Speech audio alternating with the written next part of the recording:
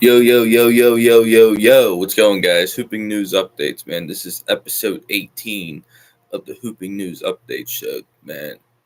And today, we're going to talk about the game one and game two of the Boston Celtics versus Dallas Mavericks. We're going to talk about Dan Hurley deciding to not take the Lakers job and end up staying with the UConn Huskies. So, we're going to be talking about that today. And plus, there's some other rumors going around. So yeah, man, this should be a fun episode of the Hooping News Update show, man.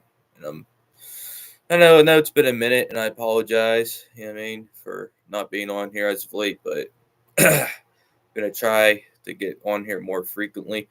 You know what I mean, but we're almost to 20 episodes, man, and it's pretty exciting. You know what I mean that the fact that we're already almost at 20 episodes of this show. So, yeah, appreciate all the love and support you guys have shown me throughout this show.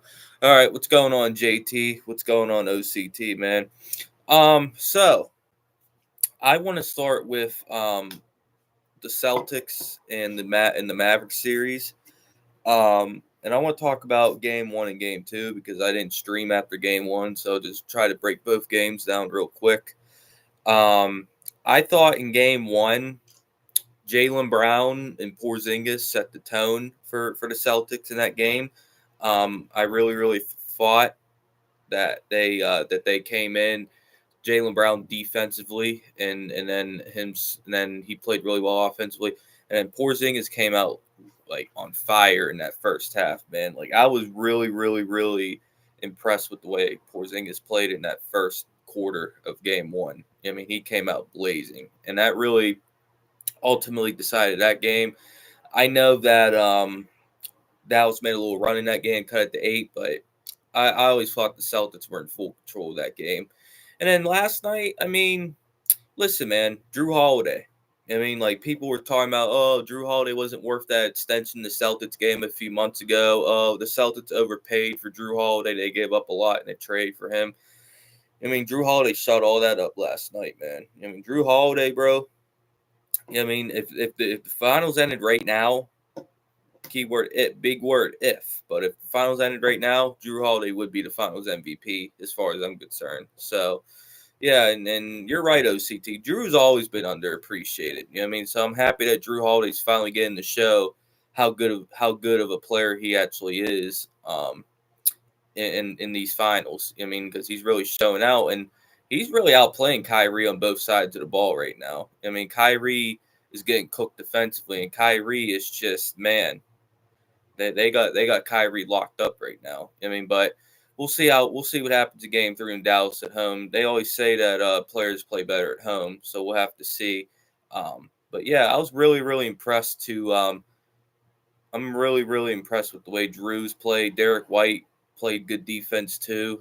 Hit a couple threes, and the crazy part is the Celtics. They didn't even play that well. I don't, guys. I don't even think the Celtics played well last night. I really don't. I really think you can argue that was one of the worst games the Celtics have played all playoffs. I mean, like they didn't play well as far as I'm concerned. So yeah, man. I was really impressed with that win last night. That was a nice gritty win. You know what I mean? And that's something that you need to have if you want to win a championship. And we'll have to see game three. I think game three will be very fascinating to see what happens. And yeah, man, I'm really looking forward to it. I think as a Celtics fan, I love what I'm seeing. Hopefully they keep it up. Obviously the job's not finished, like Kobe said. You know what I mean? Job ain't finished. You know what I mean? What's there to be happy about? So for the Celtics, that should be the mindset. You know what I mean? That there's nothing to be happy about. You know what I mean? Like the job is far from finished, and now they got to go on the road and at least win one game on the road. So we'll see what happens, but so far so good for the Celtics. Very encouraged for what I've seen so far. Drew's playing elite defense. Yep, the Bucks are stupid. Yeah, man. Listen, man, Damian Lillard is not a winning basketball player. I mean, like Damian Lillard is a flashy player. That's what he is. Dame is a guy that will put up points and he can get hot and hit shots. But if Damian Lillard ain't hitting shots, bro, like, bro, what's Damian Lillard do? If Damian Lillard isn't hitting jumpers and hitting them like long ass 3-pointers that he takes, what's Dame do? Could someone tell me that? What's Dame do? I mean, like so you're right. You know what I mean? Like the Bucks are stupid for that trade because Drew actually fit that team better than Dame fits the Bucks. I mean, I don't think the Bucks really needed Dame. You know what I mean, I think that was just a desperation trade to try to get Giannis to stay. I think that's all that was. Okay, so you said I have a trade for PG to the 76ers picks. Bro, how many bro? It won't be a trade, man. Because Paul George is a free agent. Like the Sixers don't have to trade anything for Paul George. They could just sign Paul George outright. I mean, without giving up anything in a trade. So yeah, and it can't happen on draft night either because Paul George's contract is expired. You know what I mean? So that trade can't even happen during the draft. Tatum was bricking and missing layups. Yeah, Tatum. Yeah. Listen, man. Tatum had a bad shooting game, but Tatum had a good overall game. I mean, these past 2 games, like he can't hit a jumper to save his life. But I'll tell you what, man. Defensively, he's playing good, and then rebounding, he's good, and playmaking, man. Bro, did you all see Tatum's playmaking last night? I mean, like, I'm not trying to make excuses for the bad shooting, but like, dude, Tatum passed the hell out of the ball last night. I mean, I thought he really, really facilitated. I mean, like I really, really thought that he made the right play over and over again. I mean, they were double and triple teaming him. I mean, and he just swung it into the wide open guy, and I was very, very, and I like that. I mean, obviously, I do want Tatum to shoot the ball better because we're eventually going to need Tatum to score. I mean, in these close games, we're going to need Tatum to get a bucket, to break the defense down and get a basket late in games. We're going to need that eventually. But yeah, man, like I like the way Tatum played. I mean, I know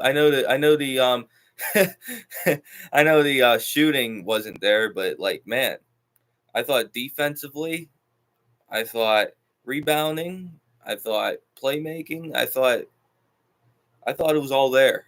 I mean, I really did. You said Tatum sucks. Tatum is Kyle Kuzma with a super team. Bro, why are you talking trash in your profile pic is Dame, bro? Let me know when Damian Lillard makes NBA Finals. Like, come on, man. I mean, talking about someone sucks and you got Damian Lillard as a profile picture. Like, come on, man. What the heck? Point Tatum, yeah, man. Tatum definitely played like a point guard last night, man. He was facilitating the hell out of the ball. I was loving what I was seeing from Tatum. Who's the Finals MVP right now? I'd probably say Drew Holiday. Drew. No, it's not Luka because Dallas is down 0-2, and why would you give the Finals MVP to a team on the losing end right now? I mean, so if it ended right now, I give it to Drew Holiday because he's the guy that I think he's impacting the game the most right now for the Celtics. Speaking of Kyle Kuzma, rumor has it that'd be it. You know what? You know what Oklahoma City needs to do though. I wouldn't mind that. That'd be a solid move to get Kuzma, but I feel like Oklahoma City needs a rebounder because ultimately, if you guys remember that Dallas series, that's what lost Oklahoma City that series. They couldn't rebound. I mean, the Mavericks were just beating them up on the glass. I mean, and they just couldn't get a rebound to save their lives. So I think Oklahoma City should get bigger. I mean, and try to get and maybe move Chet to the 4 and try to get a physical center at the 5. I mean, a guy that can rebound because that's what they need. I mean, Robert Williams be a solid move. I mean, I don't mind that OCT. Do I think Dan Hurley made a good choice? Yeah, man. I'm going to talk about that now. But yeah, you know what? Looney, I seen some that the Warriors might cut Looney. Yeah, that'd be also another good move for Oklahoma City. The Thunder just need to add some size to their team. I mean, I think they're too small, and that clearly got exposed against Dallas. I mean, so yeah, then I think there's some moves that Oklahoma City needs to make. Definitely getting size, but if if the price is pretty low, I wouldn't be mad at it. Robert can't. Yeah, that's true. Shams 627. Rob can't stay healthy. You know what I mean? Like that's factual. I mean that's why they traded him. Just couldn't rely on him. So you a team that trades for Robert Williams definitely got to take that into consideration. You know what I mean? So I agree with you. But all right, let me talk about Dan Hurley. Dan Hurley ultimately was deciding between the Lakers or going back to UConn. I said on the stream, and I made a video the other day saying that Dan Hurley would be a Grand Slam hire for the Lakers if they could pull it off. Obviously, they didn't. I mean, he went back to UConn. And here's my thing, right? The Lakers are cheap because I seen something. Kentucky may offer Dan Hurley. I think it was what, like a 7. It was a 7 or 8 year deal worth like $100 million. The Lakers only offered Dan Hurley like a 7 year, $70 million contract. So you couldn't even offer Dan Hurley $100 million, bro. I mean, see, to get Dan Hurley out of UConn, you had to pay Dan Hurley a massive amount of money. And to me, that's just not enough money. I mean, like the Lakers had to come with a much stronger offer than what they came with. I mean, and ultimately that's why he didn't take it. I don't think it was enough money. It was only $11 million per year, and that's just not going to cut it. You know what I mean? And I think Dan Hurley is an amazing coach. I think Dan Hurley can coach well in the NBA. I think he'd be a really good NBA head coach.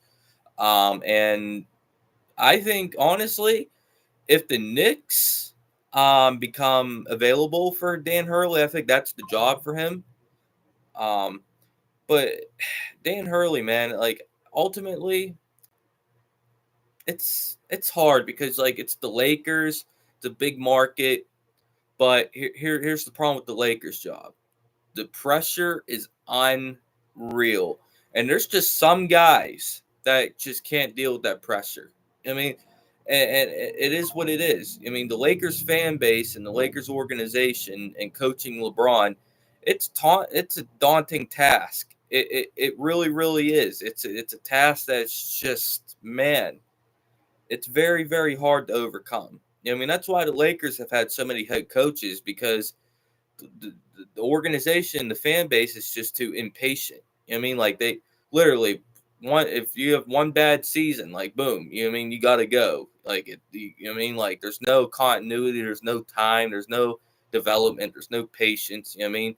Like if you have a couple bad seasons or like a bad season or two, and by the way, this is every NBA team nowadays. Like NBA coaches don't get time. You know what I mean? They don't, and that's I think that's a problem because how are you supposed to like hire a coach but say, okay, you only have a 1 or 2 year window and then you're gone? You know what I mean? Like, look at the Phoenix Suns, man. What they did to Frank Vogel is nasty. I mean, they set Frank Vogel up to fail with that team. You know what I mean? And then Frank Vogel gets fired. You know what I mean? It's just you're right. The front office was patient with Luke Walton, but at the end of the day, that was before LeBron went there. Shams 627. So that was before LeBron even went there. And then obviously Walton, after 1 year with LeBron, then he got fired. You know what I mean? So, and that's when Magic left too. So yeah, but I don't think it's just the Lakers problem. I think it's a whole NBA problem. I think we coaches get too much blame. You know what I mean? Like it ain't all on coaching, guys. At the end of the day, the players got to go out there and execute. You know what I mean? Like you can't blame the coaches for every time you lose. You know what I mean? That's what I like about Kevin Durant. You know what I mean? And I'm just using him as an example. Anytime he loses, it's always the coach's fault. It's the general manager's fault. I mean, where's the accountability from Kevin Durant? You know what I mean? Where's Kevin Durant saying, oh, and obviously they're talking about firing Frank Vogel. Where's Kevin Durant saying, no, man? I mean, Frank Vogel wasn't the one out there turning the ball over, missing easy jump shots and shit. You know what I mean? Like, I'm just saying though. Like, I feel like I just feel like coaches they get held. They just too much blame for coaches. I mean, like, and especially out the Lakers, man. And I don't think that's why Dan Hurley didn't. I think it was the money. I think it was the money. Be honest with you guys, I think that's why he ultimately didn't get. He didn't take the job because they didn't offer him enough money. because 7 years for $70 million to get him to leave UConn, a team that's won back-to-back championships, and they have a really good roster and they have a chance to potentially three-peat. I mean, like, I just don't think that was enough. Like, honestly, and Dan Hurley should have turned that deal down because that just wasn't enough. Dan Hurley had to get a major contract off from the Lakers, and he didn't. I mean, 7 years for $70 million is massive. Don't get me wrong, but it's not enough to get him to leave UConn. You know what I mean? So that's why ultimately I don't think he took that job. Okay, let's see here. Tibbs planning on retiring? No, but I think if the Knicks lose in the first or second round next year, I think he could be in trouble because I think the general manager and owner is going to look and be like, why is Tom Thibodeau wearing our players down? I mean, playing them all these minutes in December and January. I mean, and then not using his bench. So if the Knicks lose early, I think Thibodeau can be in trouble. The LeBron Laker pressure is too much. Yep. Lakers still paying Vogel and Ham. That's crazy. And you should go look at all the coaches the Lakers have had over the years after they got rid of Phil Jackson. I mean, it's just a massive list. Front office was pretty patient. Yeah, they were patient with Walton. Luke wasn't a good coach. We agree there. He wasn't good. As soon as Luke Walton got fired from Sacramento immediately became a playoff team. Frank Vogel probably won't get another NBA head coaching job. We'll see. I mean, never say never. I thought Frank Vogel was a good coach. I think Frank Vogel is a good coach. I think he's gotten a raw deal the last two coaching jobs he's gotten. I mean, like, I don't blame Frank Vogel for the Lakers roster construction with Westbrook and them, and I don't blame him with the Phoenix thing because Beal, Booker, and Durant, to me, was never going to work. They're saying Willie Green is on the hot seat. I mean, here's the deal with the Willie Green, and there's pressure on the Pelicans. I mean, because the Pelicans are close. They have the talent to potentially like make a run in the West, but it comes down to Zion's health. You know what I mean? Like at the end of the day, you're not gonna go far if your best player keeps getting injured. You know what I mean? And I think Willie Green is a good coach. He's definitely an NBA coach, but I mean, we gotta see. I mean, like, because Willie Green, like I've seen a lot of Pelican fans like question his in-game adjustments and stuff like that.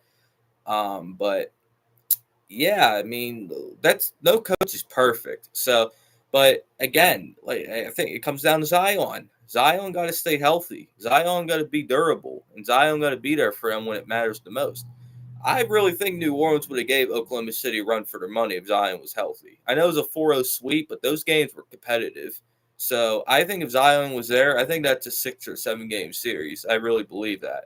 But Zion got to be on the court and he got to be healthy, point blank, period. So New Orleans, it comes down to Zion's health. Like I've said, it don't matter who the coach is. If Zion ain't healthy, the Pelicans ain't doing anything. So he got to be healthy. Frank is solid, but he's a defensive coach. Yeah, he wasn't. Yeah, Frank, the hire never made sense with Phoenix because Phoenix is clearly all offense, and they hired a defensive coach. So I agree with you. Lakers broke up the whole 2020 bubble championship roster. Yep, they didn't bring back JaVale, Dwight, Rondo. I don't think they brought him back either. They didn't bring back Caruso from what I remember. So yeah, the Lakers pretty much decimated that whole entire championship team for whatever reason. That Phoenix team was so imbalanced. Yeah, man, it was a problem. The Bradley Beal trade should have never have happened. Bad trade. Lakers stay in the headlines drama organization. That's because they're in a huge market. When you're in a market like New York or LA or Chicago, you're going to be at the center of the attention of the media. I mean, and it's going to create a just a media nightmare. You're going to get talked about positively or negatively every single day. It don't matter if your team is in the finals or if your team loses 50 games or if your team loses 41 games and you're bounced in the first round. You're going to get talked about just because you're in LA or New York. They needed to make it. I think they're going to move Ingram. You said they need to make a decision on Zion Ingram. I think Ingram's gone. I think they're going to trade Ingram in the offseason. They probably need to trade Ingram and Yep, that's what they need to do. That's what I agree because I think Trey Murphy could be an all-star. I mean, that's one of my hot takes that I have. I think Trey Murphy, if you let him develop into a starting role, I think Trey Murphy could put up 20 points a game. I really like Trey Murphy. Tatum deserved first team. Yeah, he did. I mean, best player on the best team. I mean, and Tatum was fantastic this season. He definitely deserved first team. Spurs need a point guard. Yeah, man. The Spurs need a guy that knows how to throw a lob, because literally being the point guard for the San Antonio Spurs could literally be the easiest job in the NBA. Because all you got to do is just throw lobs to Wemby all game.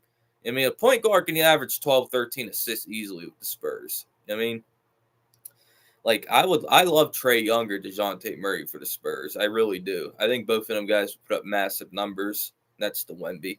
Assist-wise, I think they just need a guy that can get them the ball. Even old-ass Chris Paul would be a pretty good addition to the Spurs. I mean, yeah, and a veteran big. I mean, yeah, I agree there too. OCT. I think a veteran big would help them. Would I make of kids' comments on Jaylen Brown and feel he's playing mind games? Yeah, that's what he was doing.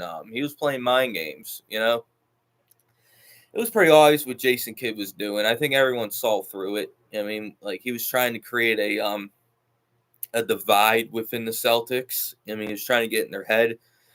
And I thought the Celtics tuned it out for the most part, and they played, and it didn't let them. And obviously, it didn't bar them last night because they won the game. And people say, "Oh well, Tatum didn't shoot the ball good." Tatum wasn't shooting the ball good anyways, so I don't think those comments are why Tatum didn't shoot the ball well. I just think Tatum got to find his confidence in his shot, and right now, I think his confidence is somewhat low. So, I think today and tomorrow before the game on Wednesday, I think he got to be in the gym and he got to get some shots up. So that's why Tatum hasn't been shooting well, I think. But yeah, that was quite head games, trying to get in Celtics' head and trying to create a divide within the team. My thoughts on Bronny James for the draft. My sources told me he could be a late first round pick, early second round pick, because last I heard of it, that they're saying that he was really good at the combine. He had some really good interviews behind the scenes. You know what I mean? And teams were impressed with Bronny. So we'll have to see. He could end up forcing his way to the Lakers. But ultimately, I think some way, somehow, Bronny's probably going to end up with the Lakers. That's just my guess on that. So yeah, I think Bronny's going to find a way to end up with the Lakers. No, bro, you didn't watch the game, bro. You just looked at the stats. Jason Tatum was facilitating. I mean, like, Tatum wasn't trying to, like, hijack the offense. I mean, like, Tatum was getting his guys involved. I mean, like, he was passing the hell out of the ball all night. So that's just not true. I mean, in fact, I was mad at Tatum. I don't think Tatum was aggressive enough. You know what I mean? Like, I thought Tatum was too passive. I mean, like, you're saying that Tatum was trying to force. I don't think Tatum was really trying to force much. I think he was trying to facilitate the whole game. You know what I mean? That's just not true. You know what I mean? Because if you're a guy that had like 12 assists last night, I don't know what his exact number was. I think it was 11 or 12 assists, and he wouldn't have 11 or 12 assists if he was just trying to force shit. You know what I mean? Like that's just not true. I mean, I'm sorry. That's just BS. Total BS. Tatum wasn't trying to force anything. If he was trying to force shit, then why? Then, like, I think like 5 Celtic players were in double figures last night. It was like 4 or 5 players. I mean, if he's trying to force shit, then all them guys wouldn't be in double figures. You know what I mean? So yeah, I'm not buying that Tatum was trying to force shit. If Kyrie isn't playing well, who do the Celtics have to worry about besides Luka? Honestly, not really any. Like, I don't want to. I want to be humble. Like, PJ Washington's a good player. Gafford's good. Lively's good. Those guys are good players. But when it comes to, like, breaking down a defense, because that's what Kyrie does, like, there's no one else on Dallas that can really break down the defense like that. You know what I mean? Kyrie is, like, the only guy on that team besides Luka that can break the defense down. And if Kyrie doesn't have it going, it's very hard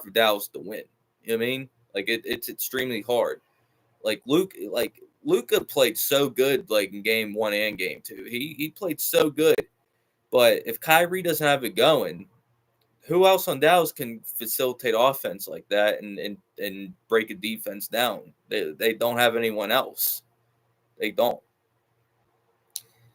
Thank you, JT. I mean, like this dude in the chat's trying to make it seem like Tatum played like pure just trash, and that's not true. Tatum played good last night. He just didn't shoot it well, and his playmaking was fantastic.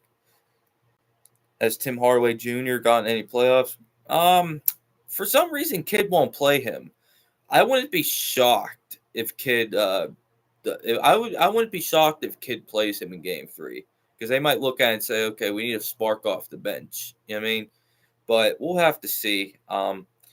Maverick fans don't like Tim Hardaway though. Like I was seeing a dialogue about that, and Maverick fans are saying Tim Hardaway's not good, and that's why he's not playing. So, and these are Maverick fans that watch them all year. You know what I mean? So. A lot of them are saying that Tim Hardaway doesn't deserve to play because he's not very good, and he's besides, he's inefficient. Yeah, just he's a guy that will take bad shots, if you know what I mean. Like he's a guy that'll just force shit up. So yeah, that's what Maverick fans are saying about him.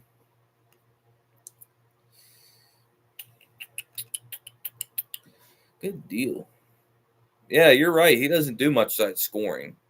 Dude, it's like the same thing with Damian Lillard. Like, I'm still waiting for someone in this chat to tell me what Damian Lillard does well besides scoring. I mean, like, does he defend well? Hell no. Is he a good playmaker?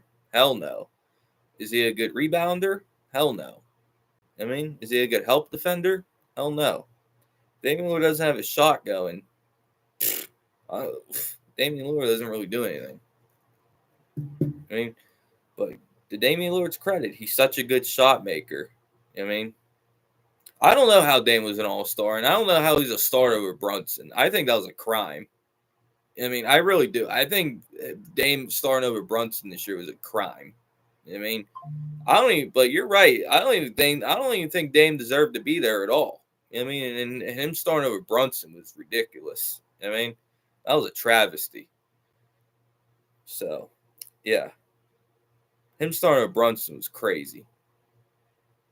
It was totally absurd. That's what it was. It was absurd, man. Just horrible.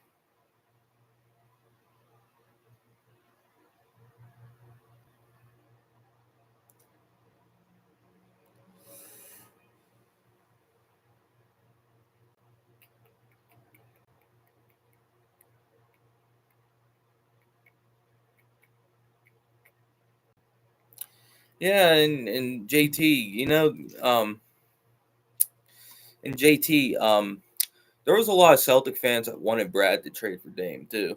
I mean, there's a lot of Celtic fans out there that wanted them to trade for Dame, but literally, Drew Holiday getting traded to Portland in that Dame deal.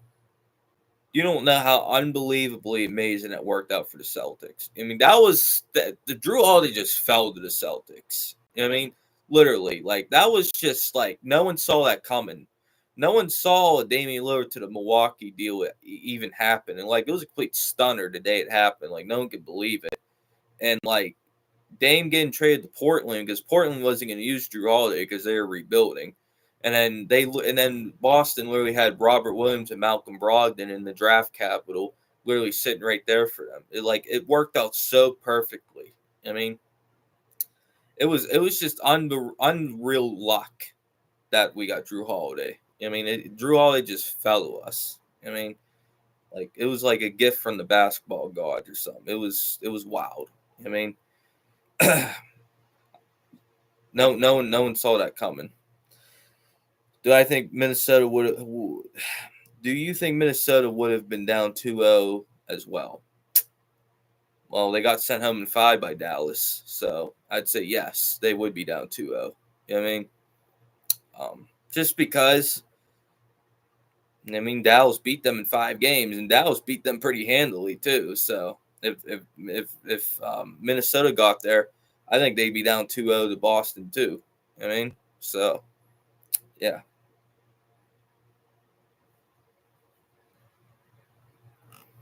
Yeah, and that's crazy because Drew Holiday was. I know people were down on him after last year, especially after Jimmy Butler went off against him. But Drew Holiday is still a really good player. I mean, what was really good about that? Be honest with you, is that we traded Smart for Porzingis, and then we got a way better version of Marcus Smart that just fell to us. You know what I mean? Drew, because that's what Drew Holiday is. He's just the super version of Marcus Smart. You know what I mean?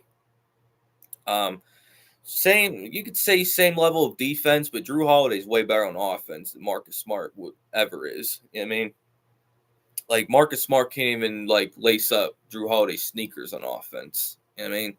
And the fact that that guy fell to us, along with the amazing defense that Holiday brings, just that man.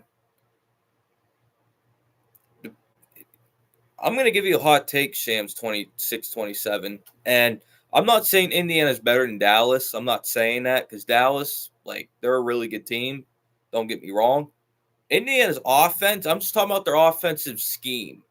The way Indiana plays offense, they're harder to guard than Dallas. And let me explain before everyone goes crazy in the chat. Let me explain why. Because Dallas, they play at a really slow pace and they do a lot of isolation. Them ISO slow to pace down teams are easier to guard than the type of offense that Indiana plays. Indiana's they're fast, man. They go, they push the pace. You know what I mean, on every possession, they always want to get down the court and get an easy transition layup or go down and jack up a pull up three. I mean, like especially when they're going in, that Indiana offense, it's no joke. Like Indiana could score. Like they could score buckets. Now defensively, they're horrible. Like Indiana can't guard. But on offense, man, Indiana had the best offense in the league for a reason. They did. And that's just because they had a unique style that a lot of teams couldn't like adjust to per se. You know, what I mean, like they like to push. They had Siakam, who's great in transition. Halliburton's a great playmaker. You know what I mean, and they push the pace. You know what I mean, teams that push the pace, especially if they have good offensive players, it's a hard scheme to guard. The type of offense that Indiana runs. I mean, it's not easy to guard. So I'm not saying that Indiana is better than Dallas, but the scheme Indiana runs on offense and the way they play offense, I think it's hard to guard in the way Dallas plays. Now Dallas has two unreal shot makers in Luka and Kyrie, and that's why they got to the finals. I mean, and plus Dallas is a good defensive team too. So, um, yeah, Hallie had struggles in that series as well. Imagine he was healthy and played better. But honestly, bro, Halliburton was injured all year.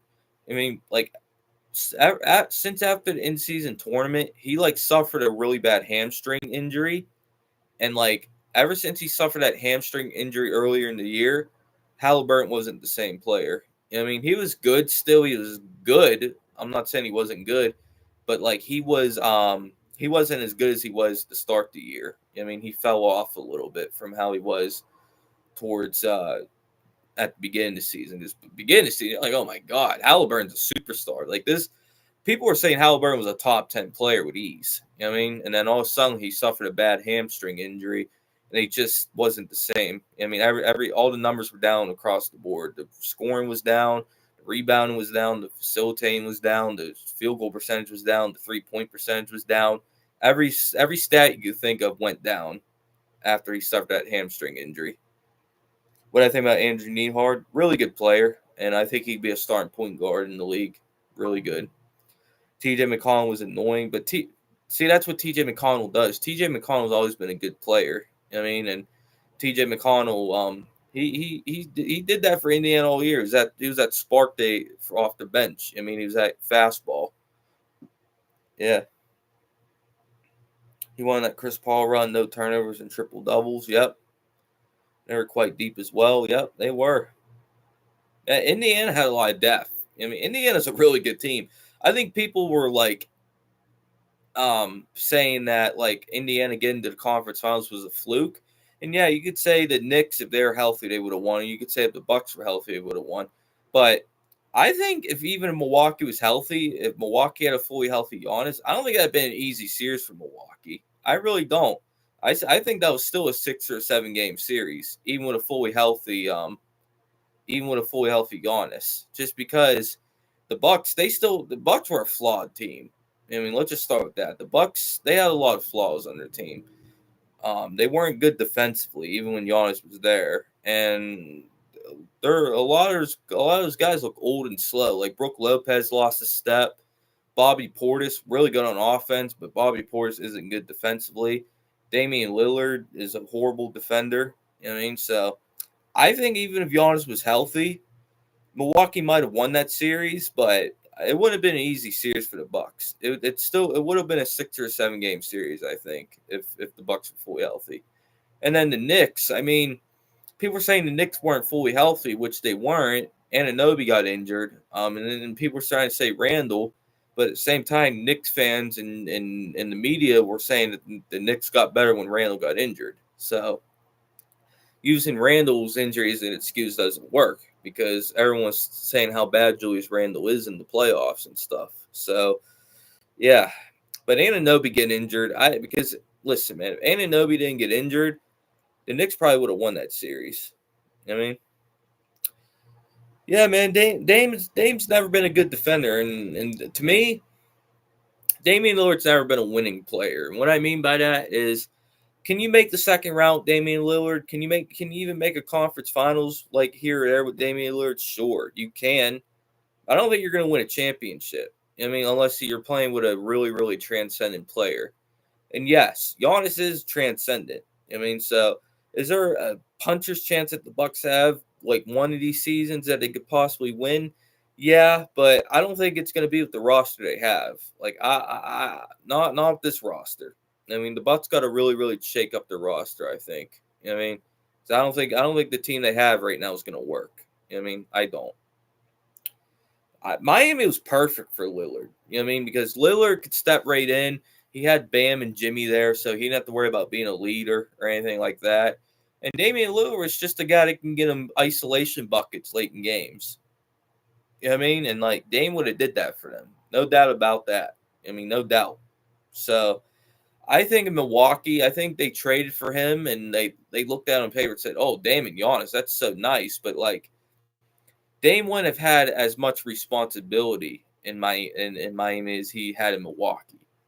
You know what I mean? Like he had a lot of responsibility in Milwaukee. I mean, in Miami, if you got Jimmy and Bam on the same team, you don't have to do as much. I mean, you really don't. You don't have to.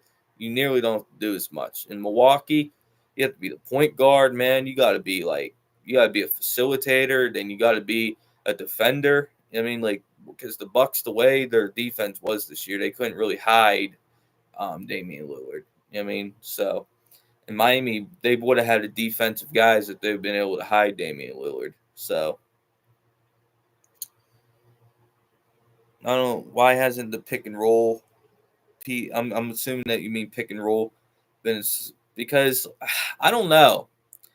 I are you talking about the Dame and Giannis pick and roll? Is that what you're talking about? Um, I don't because here I don't think Damian Lillard's a natural point guard. I think Damian Lillard is a shooting guard playing point guard. I really think that. I mean, Damian Lillard's not a natural point guard. That's why. Yeah, Damian Giannis. I think the LeBron and AD pick and roll worked really well because I think LeBron's a natural point guard. I mean, I've always said it. I think LeBron's a point guard trapped in a small forward's body. You know what I mean, Dame is a shooting guard trying to be a point guard. I firmly believe that. I firmly believe that's what Dame is. I think Dame is a scorer at heart. I don't think Dame's as much of a playmaker. I think Dame is a shooting guard. That's what I think he is. Period.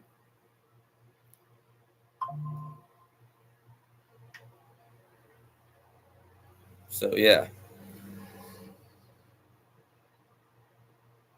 What's going on, Detroit God? most of these point guards do not have a natural point guard ability because of the nature of the game today, and they don't force on being the captain. Yep, that's what Dame is, bro. Dame's a scorer. Dame's not a playmaker. I mean, because he asked me, he said, why doesn't the pick and roll work? And that's why, because Damian Lillard's a scorer. Damian Lillard's not a facilitator like that. I mean, and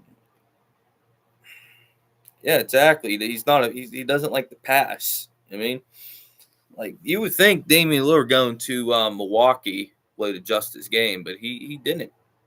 You know?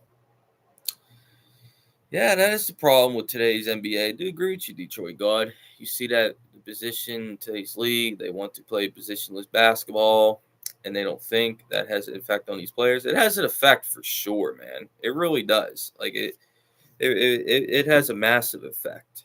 It does.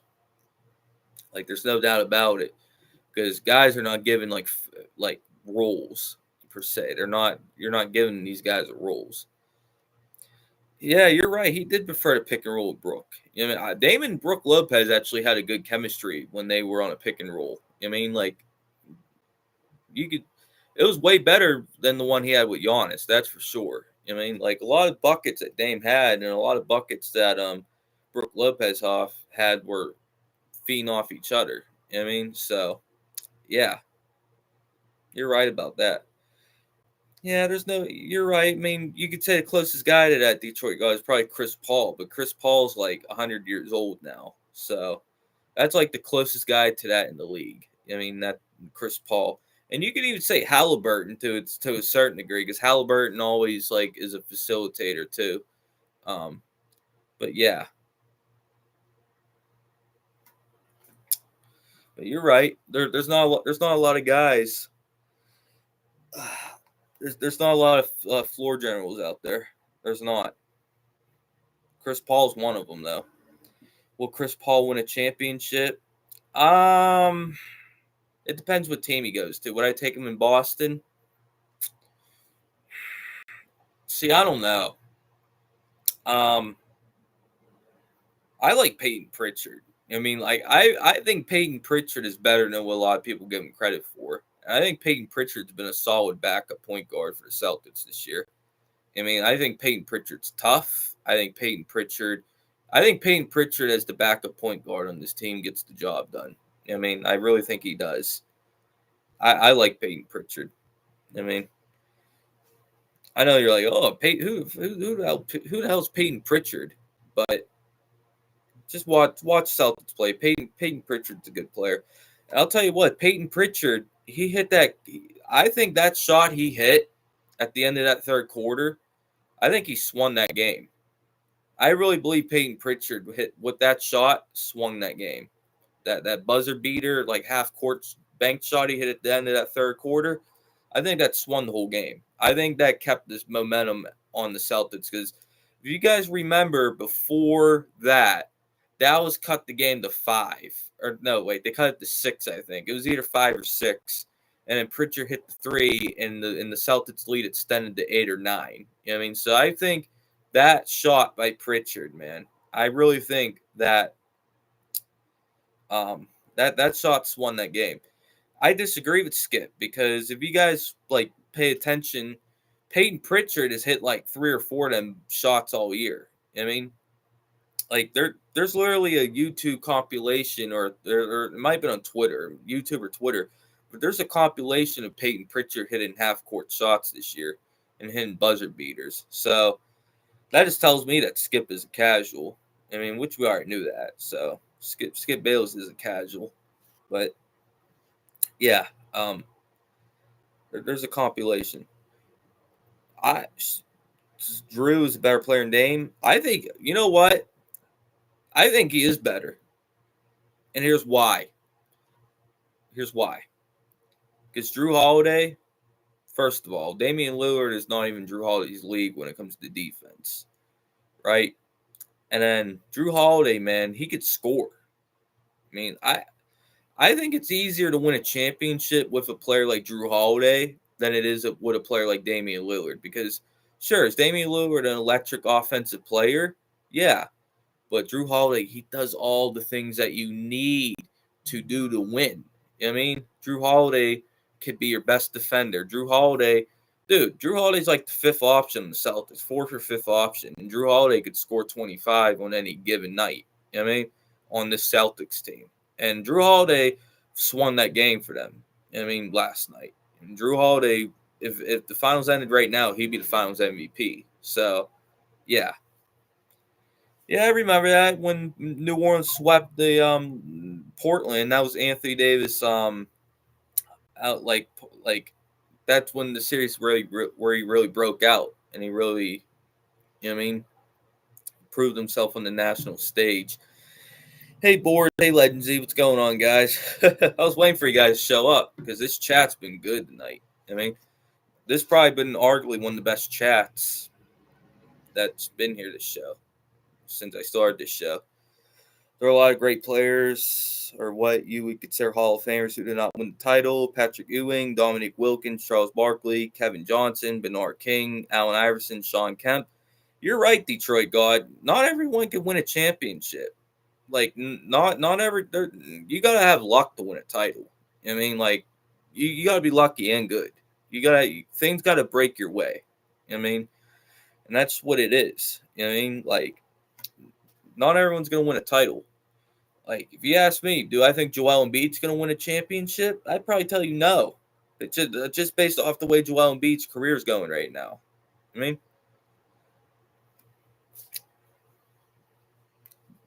you said Celtics sweep. We'll see. We'll see. Probably not. I'm going to say no. I don't think it's going to be a sweep, but we'll see. Game three will tell us a lot, Legendsy. Game 3 will tell us a lot.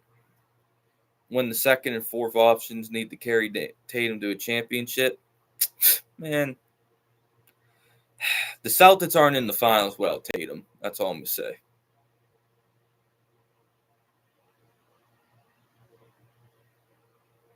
Yep. And everyone's been bashing the Celtics for the path they got to the finals. But, like, dude, the Celtics play who's in front of them. You know what I mean? Like, man, that bothers me. That bothers me. How many games do I think will go? Legend Z asked me after game 3. I mean, that's all. That's what I'm going to say about that. Well, I'll have to see game 3 first before I let you know that. I want to see how Dallas and the Celtics both come out game 3. That's going to tell me a lot. You do realize that the Celtics, even though I don't like them, and the Lakers were winning championships without getting draft picks because you win and you get nothing out of the draft. So that means you have to check your chess pieces and polish them off. You have to invest in your chess pieces. You have to put your work into your chess pieces. Yeah, little Detroit God. You know what I mean? Your top players and your stars have to get you there. You know what I mean? They have to get you there. And someone asked me about, okay, here it is. On a basketball level, do I miss Ime Udoka? Yes or no? I'll tell you this right now. Ime Udoka set the culture for the Celtics. I mean, he instilled this into Jason Tatum and Jaylen Brown. So I'll give Ime Udoka that much credit. But so far this series, in these whole playoffs, I thought Mazzulla's been good. I'm gonna tell you the truth. I think Mazzulla's been good. I really believe that Mazzulla has turned the corner, and obviously there's still got to win 2 more games, and it ain't over yet. You know what I mean? We didn't win no championship yet. You don't win a championship after winning the first 2 games at home. You know what I mean? I'm not saying that, but I have really liked what I've seen from Mazzulla. Yeah, but okay, you could say he wasn't good in game 2 versus Miami. Yeah, that's fair, but the team bounced back after that. You know what I mean? They did. They bounced back, and Mazzulla pushed the right buttons, and he basically cooked the whole East without Porzingis, because Porzingis wasn't there for like 99% of the run to the finals. You know what I mean? And Mazzulla cooked the East. Did I witness? No, I wasn't really watching NBA at that time. so I didn't really witness it. Yep, that's what he did, Detroit God. Ime Udoka set the foundation. He built the cult, and he developed the culture. And Missoula, whatever you want to say about Missoula, he's managed it. You know what I mean? Like he didn't mess with the culture. You could say whatever you want, but yeah. Holiday should win Finals MVP. Can we all agree on Tatum? I'm gonna tell you guys this. There's no player on the Celtics should win the Finals MVP. You know who should win the Finals MVP? Long pause. Brad Stevens. Brad Stevens should be the one that wins if the Celtics finish the job. Brad Stevens should be the one that wins Finals MVP. Because Brad Stevens built this team. You know what I mean? Brad Stevens brought in Porzingis. Brad Stevens brought in Drew Holiday. You know what I mean? Brad Stevens played a huge factor in them drafting Jaylen Brown and Jason Tatum. Brad Stevens has his fingerprints all over his team. You know what I mean? So, if the Celtics win this championship, Brad Stevens deserves to win Finals MVP. He's overrated. Brad, bro, tell me why Brad's overrated. Tell me why Brad is overrated.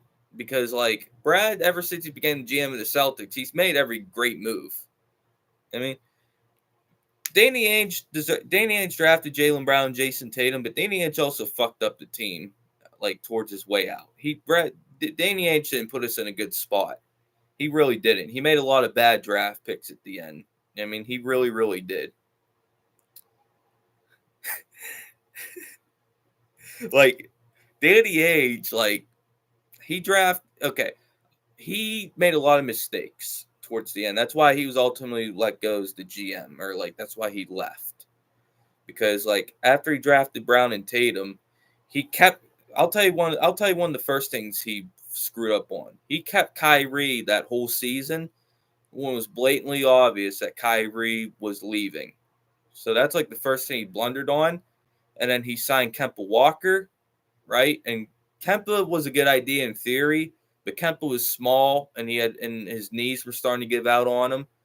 And then he drafted bust, man. He drafted Romeo Langford. He drafted Aaron Nesmith. He drafted Grant Williams. I mean, he drafted all these guys that just weren't and yes, Grant had that 1 game 7.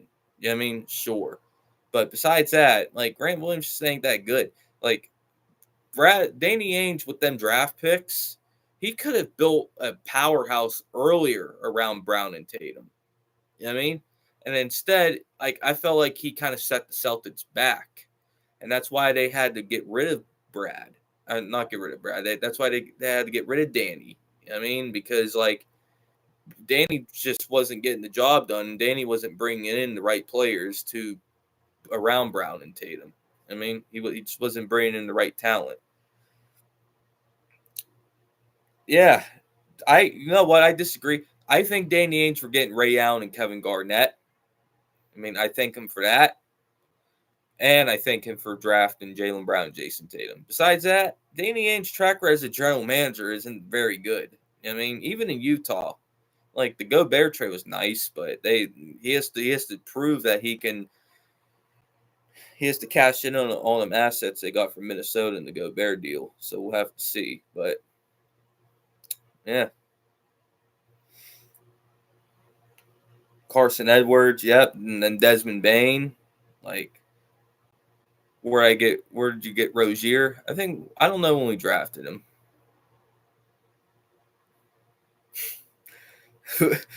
He said, G, you're funny. He said, Hoopin thinks he's on the team. You're like that one meme with Drake being in Duke. Nah, first of all, NG, Drake was in Kentucky in that meme. That's first things first.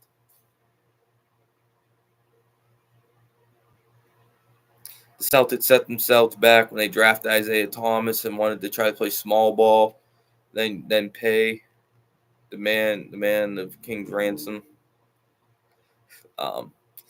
I mean, Isaiah Thomas was good for the Celtics, and funny enough, they traded Isaiah Thomas for Kyrie. You know what I mean, when I think about that, correct me if I'm wrong. I think it was Isaiah. I think it was Isaiah Thomas. I think it was Jay Crowder, and I think it was a first round pick for Kyrie. And you could say neither team really won that deal. I mean, like you could legitimately say that neither team really did anything with that trade. So, yeah. So they did technically try to flip Isaiah Thomas to into a star player. It just didn't work out. Yeah, Isaiah Thomas at $6 million was great. It was great. I mean, Isaiah Thomas was fantastic with the Celtics.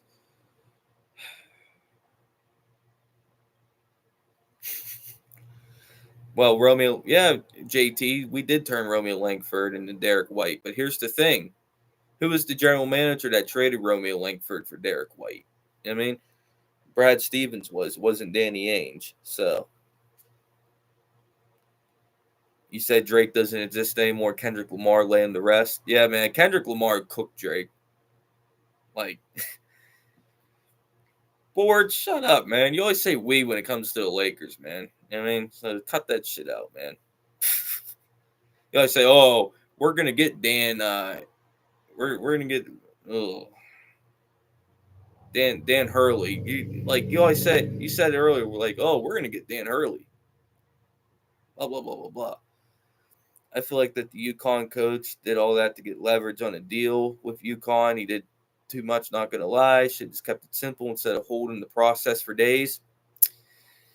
I don't know. To tell you the truth, Legendsy, I think he was actually really interested in going to the Lakers.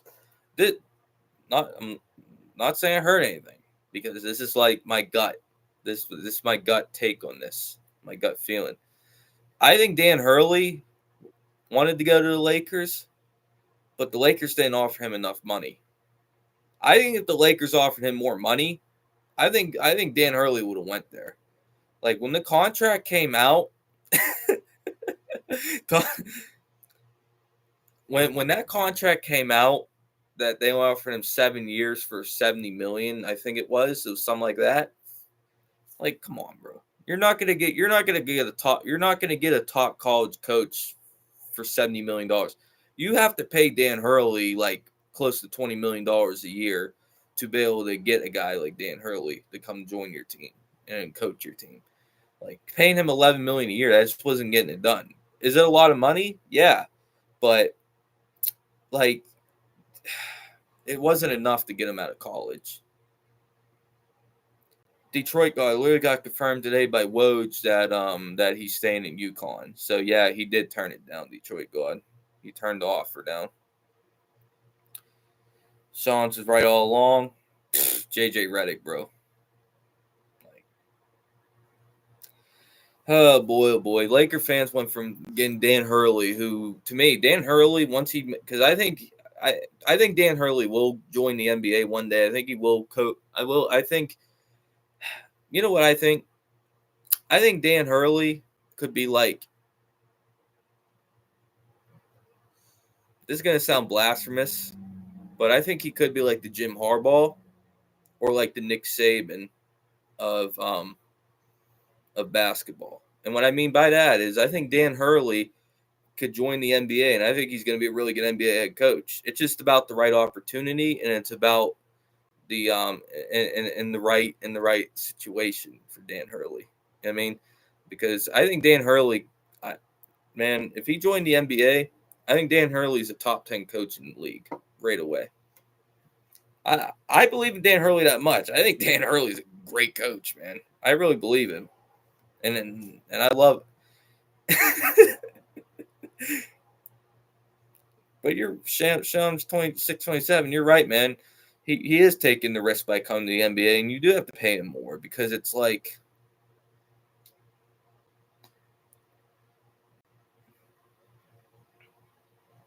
Dan Hurley Glaze. I just think Dan Hurley's good. I mean,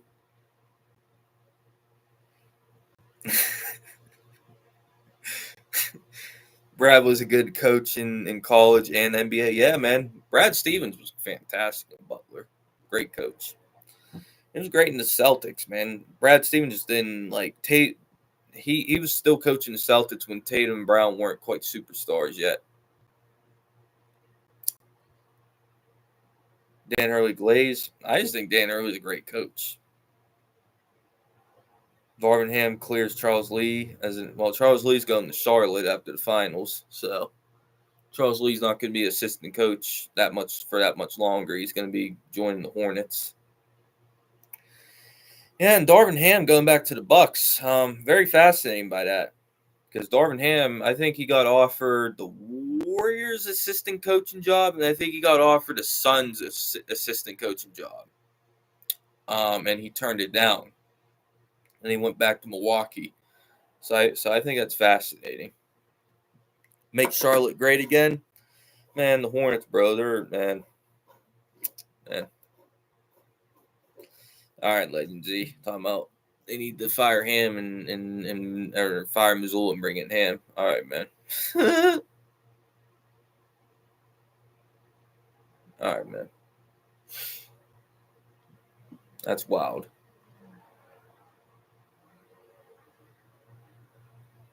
Was that laugh? That laugh?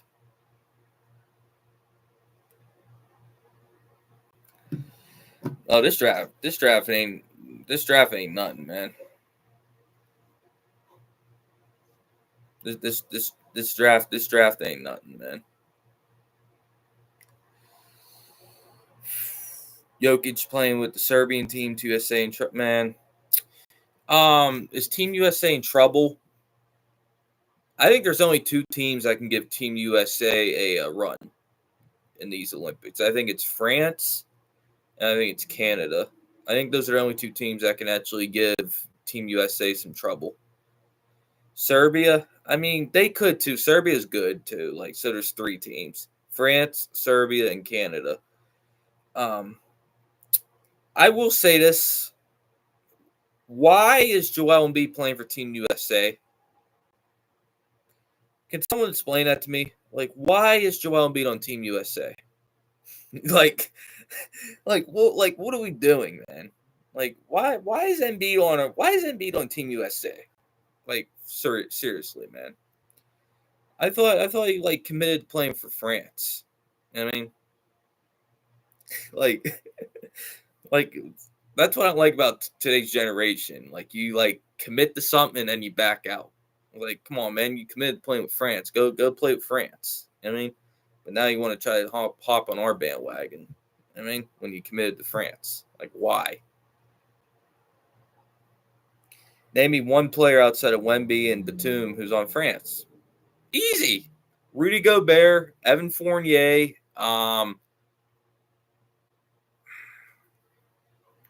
Yabusele. He was a guy that used to play for the Celtics. I know he's on there.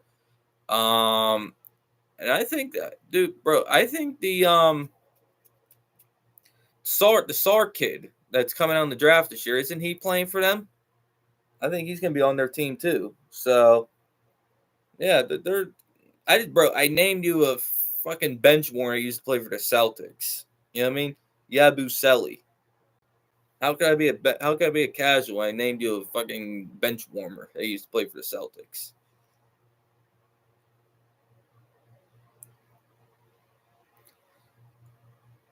Oh, come on, who? Bro, Detroit God, it's not about that though. Joel Embiid like agreed to play for France. Like that's my thing. Like, you agree to play with a country, and then you tell the country that you're gonna decommit from that and go to Team USA. It's like bros acting like this is free agency. I mean, this the Olympics. I mean, this ain't you can like request a trade or force your way out. I mean, like once you commit to playing for a team, stick to that team. You know what I mean? Ntilikina. Oh yeah, him too. Frank Ntilikina, the guy the Knicks took over Donovan Mitchell. Yeah, that guy. One guy deleted his Twitter, and that Jake guy put out an apology. Man, fuck them guys. Boards. I don't care how many apologies they have. I mean, they're trying to make it seem like they knew it all, but they didn't know anything. They're just saying that for engagement and quote tweets.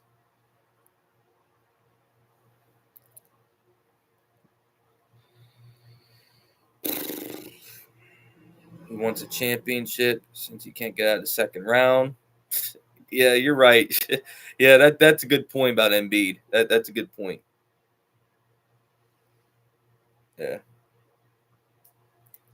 Yeah, man. Like I think it's weak. I that just shows me that Joel Embiid is a weak mindset because you're gonna really just run to the team that has the most talent. I mean, it wasn't about representing like where he's from or like even playing for France or anything like that. You got to go to the team with the most talent. I mean, like, come on, Embiid. Like, there's a reason why you don't win. I mean, there's a reason why people think you're weak. I mean, like it's I don't like it, man. And then you got to hop on our bandwagon. Like, I just don't like it.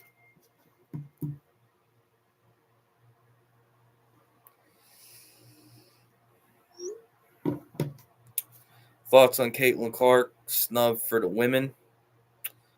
I think it's horrible. I think it's hatred. I really think it's hatred. There's no way that Caitlin Clark should be on that team. Like I don't care what anyone says. Celtics should trade Pritchard for Ntilikina. You need better, bro. Are you out of your mind, man? Peyton Pritchard is better than Frank Ntilikina. Why in the world would the Celtics do that trade? And that's why. Why? What I watch about Caitlin Clark? Tell you the truth, man. I wasn't gonna watch with Caitlin Clark. I mean, I'm just not very like I don't know. Like I've never really gotten into the WNBA before or like anything like that. I should maybe I should start watching it. But like yeah, I've never tell you the truth, I've never watched one WNBA game. I just never gotten into it. I mean, so shit since the NBA season's almost over. So maybe I'll sit down and watch it. But yeah, I probably with or without Caitlin Clark, I probably not gonna watch. But KD clears Bird. No, you don't. That's stupid. Ever I watched WNBA in the finals. That's your opinion. The Celtics are such a boring team to watch in the finals. Holy shit, they're better than the Bucks and the Portland Trailblazers. That's for sure. Angel Reese trash talk. Angel Reese sucks. Dude, look at Angel Reese stats, bro. She can't even make layups. I mean, she's talking all that shit. She can't even score at the rim. Did I watch NCA? You mean NCAA, like college football, college basketball? Yeah, and I watch a good amount of college football and college basketball. I do, bro. Someone said, do you think Caitlin Clark, like not in his chat, but they're asking the question on social media the other day. They're saying could Caitlin Clark score a basket in the NBA, or I think they said could Caitlin Clark average like 10 points a game in the NBA? I don't think she could because I don't think Caitlin Clark could be playable because I think teams would just target her on defense. I really think like teams would people would just go right at her on defense. I mean, and she couldn't play in the NBA, man. Like just no. Like an NBA team would win probably like 150 like 30 against the best W. The worst NBA team would win by like 60 points against the best WNBA team. I'm just telling you that right now. Who had the worst record in the league this year?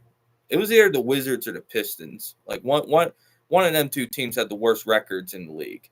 And both of them teams would smoke the best WNBA team by like so much. Like it would be a blowout. I know, but this is the topics they were having on social media. the best college team could beat the Pistons, UConn. No, they wouldn't, man. These are these are professional players, right? These are professional NBA players playing against college kids. Like a pro NBA players are not losing to college kids. I'm sorry, it's not happening. I mean, I don't care. Like I don't care if the Pistons were the worst team in the league. I don't care if they almost lost 70 games. They're not losing to no damn college team. I'm sorry, they're not losing. Could the game be close? Sure, but I'm just telling you guys, like, no, they're not losing. Do I watch college golf? I didn't even know that was a thing.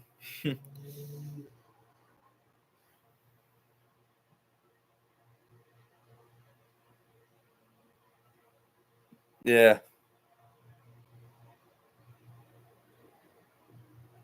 Harley. I agree with you there because Monty Williams sucks. But yeah. Well, thanks, boards. I appreciate that. When it goes to physicality, that's the only way guys would be able to beat them. Not just the physicality, just more skill. Like I think NBA players are just more skilled than WNBA players. It has nothing to do with. Well, it does have something to do with like male and female, but males are just like the NBA players are just more skilled because there's better competition in the NBA than there is in WNBA.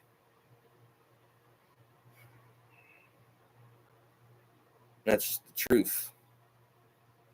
Should Cade accept the $225 million contract extension? Yeah, you should take the money. Hall of Fame golfer. That's funny. Hall of Fame golfer in high school. It's funny. Which sport is better, golf or tennis? I like tennis.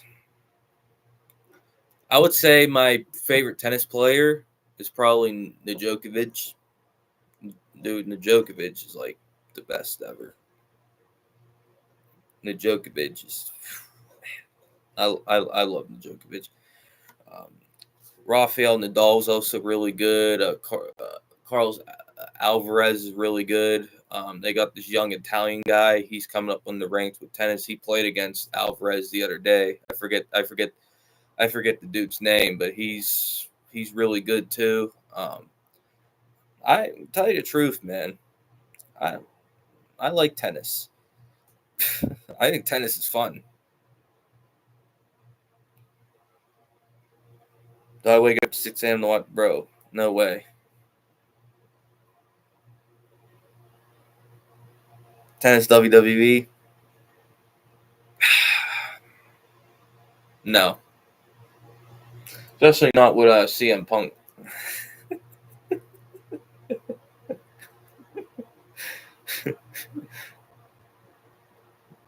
W. I like. Yeah, I agree with you, JT. Djokovic is the goat. WWE isn't real, bro. Them guys are taking bumps, man. I mean, like WWE might not be real, might be like predetermined, but like them bumps they're taking in the ring are real. UFC better?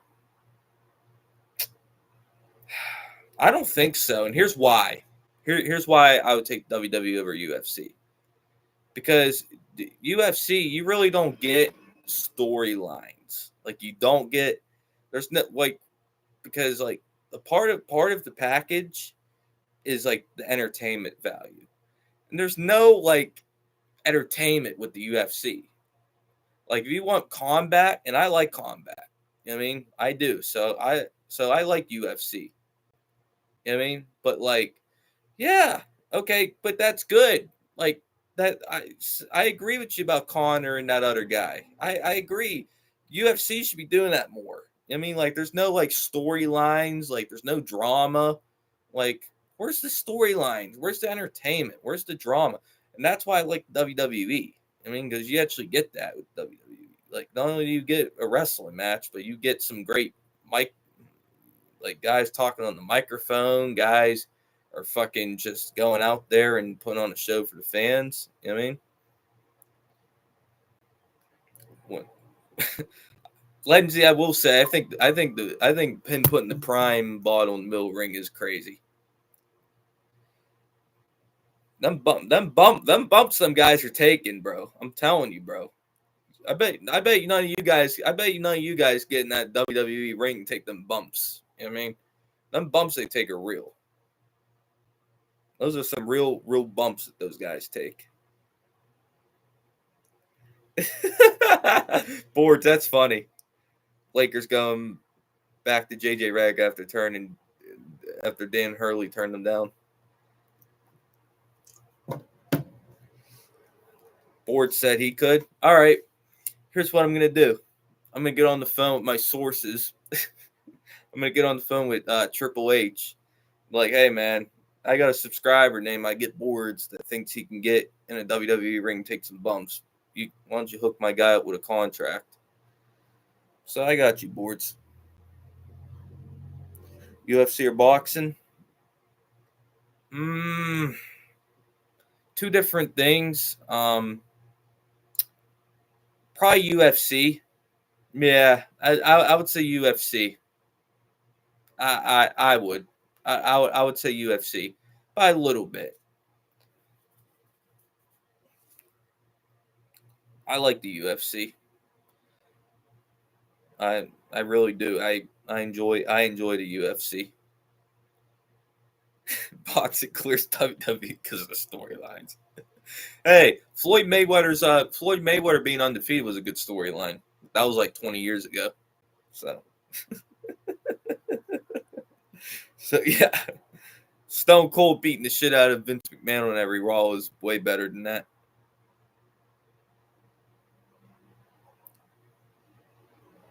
Oh, Boards. I like this question. If you had to sacrifice one, what would you rather sacrifice? Another Celtics championship or CM Punk WWE return never happening? Wow.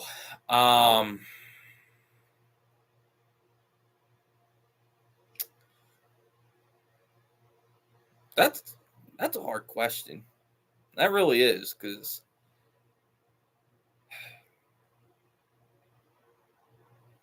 probably Punk's return never happening, because here's the thing. I'm an NBA guy before WWE guy. So yeah, I would take Jaylen Brown and Jason Tatum winning a championship over CM Punk return to the WWE. So yeah. Give me Tatum and Brown win a championship over Punk return to WWE. And by the way, love CM Punk. But yeah. What am I going to do if Kyrie wins a championship? Nothing. I'm not going to do anything. I'm going to continue to live my life. You know what I mean? I'm not going to be all upset or anything. I'm going to do what can I do? I can't control that. You know what I mean? It's out of my control. All I can do is just sit there. All I can do is sit there as a fan and just watch. You know what I mean? I'm going to go be live and upset. Nah, bro. Like, anymore. I'm in the point in my life where I don't get upset over that stuff anymore. If we lose, I'm not gonna get upset over it, because I'm just, it's not worth it. I'm anymore. I don't get upset about stuff that I can't control. You know what I mean? If I can't control it, I'm not gonna get upset over it. Will I be a little sad? Obviously, yeah. But I'm not going to sit here and get all angry because my sports team couldn't win a championship. Only one team could win. So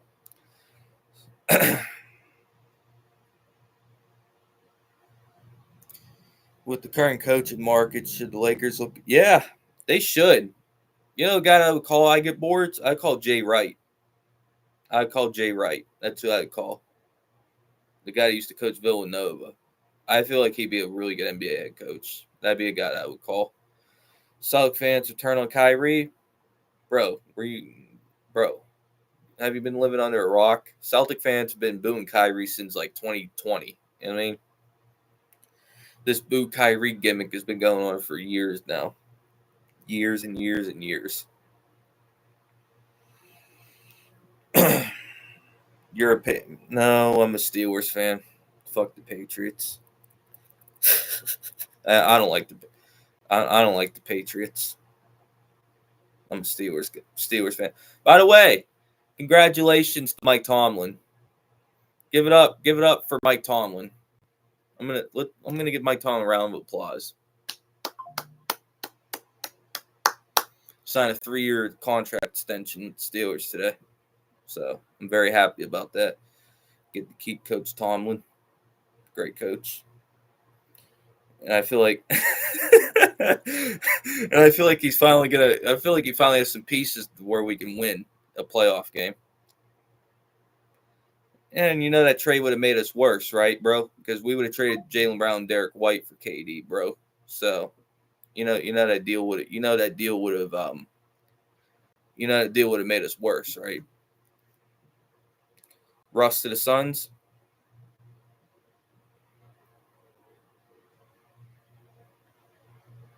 Doesn't do anything. Russell Westbrook to the Suns literally does nothing. It's funny how our teams in NFL and NBA are each other's ops. Yeah, it's kind of wild. It is. It's wild.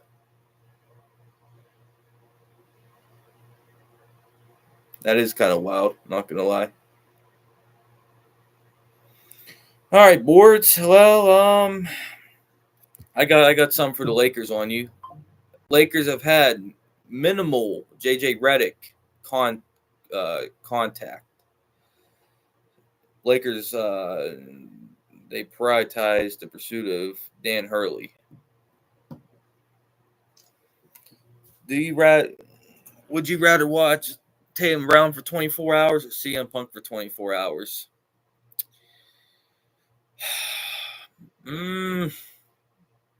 What do you mean though by that? Like, am I watching full Celtic games for 24 hours? Or am I watching like CM Punk full wrestling matches for 24 hours? So like, I don't what do you mean by that? You got to give me some context. 24 hours of Punk, or okay, so matches and full games. Probably watch Tatum and Brown. Yeah, just because, just like I said earlier, I'm an NBA guy first before I'm a WWE guy. So I'm always going to take my favorite NBA team over my favorite WWE wrestler, always. So yeah, I would take Brown and Tatum for sure. James Borrego and the Cavs mutual interest. Yeah, Borrego to the Cavs could be interesting. I think Donovan Mitchell's definitely staying in Cleveland. By the way,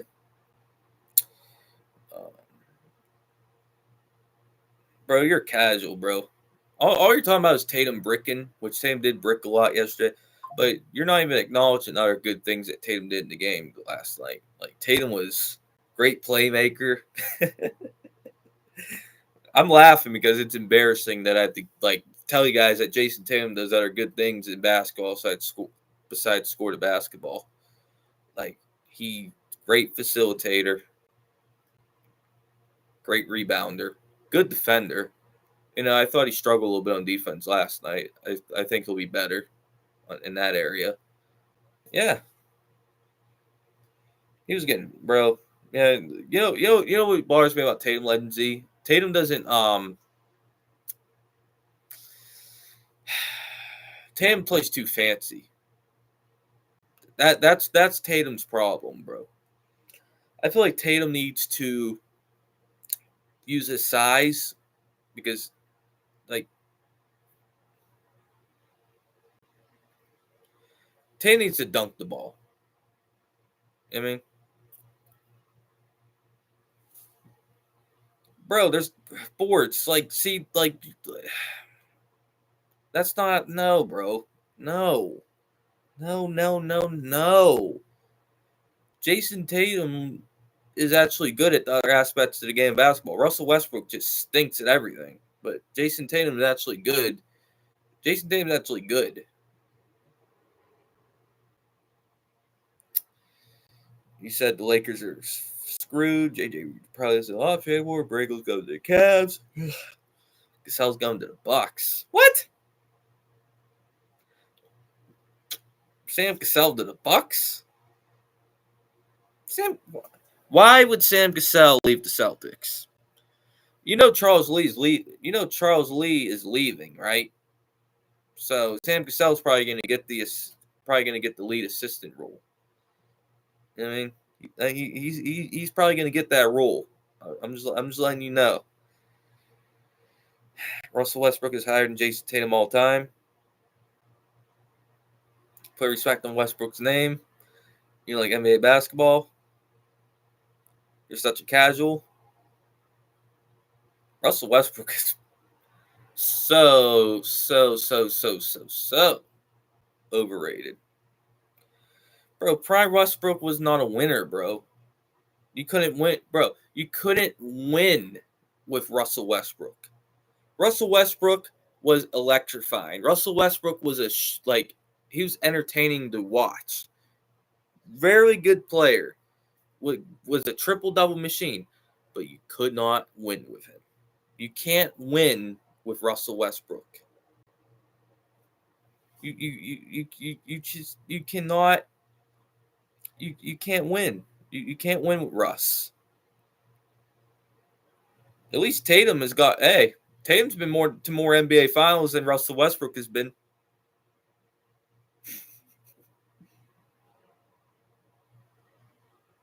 You want to go down facts. Tatum's been more finals than Russ. Tatum won the Larry Bird Eastern Conference Finals MVP.